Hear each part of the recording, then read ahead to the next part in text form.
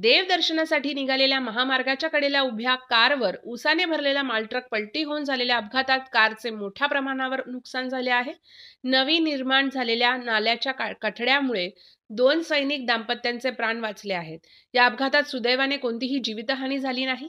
हा अपघात पुणे-बंगळुरू राष्ट्रीय महामार्गावर नांदलापूर हद्दीत अकॅडमिक हाईट पब्लिक स्कूल समोर झाला. अपघातानंतर महामार्गावरील वाहतूक काही काळ विस्कळीत झाली होती. अपघातस्थळावरून मिळालेल्या माहितीनुसार 2 सैनिक दाम्पत्य आणि कार चालक असे 5 जण MH12YF 8720 मधून मिलिटरी अपसिंगे तालुका सातारा येथून देवदर्शनासाठी कोल्हापूरला निघाले होते.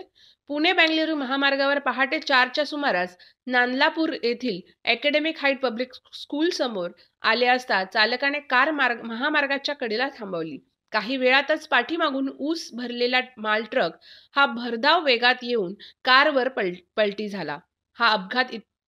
या अपघातात सैनिक दाम्पत्यांसह चालक किरकोळ जखमी झाला आहे. मात्र कारसह मालट्रक व उसाच्या मालाचे मोठ्या प्रमाणावर नुकसान झाले आहे. उसाच्या मालासह मालट्रक कारवर पलटी झाला. मात्र महामार्गालगत नवीन नाला बांधला आहे. यामुळे मालट्रक व ऊस नाल्यावर पडल्यामुळे व मालट्रकचा पुढील भाग कारच्या बॉनेटवर टेकला.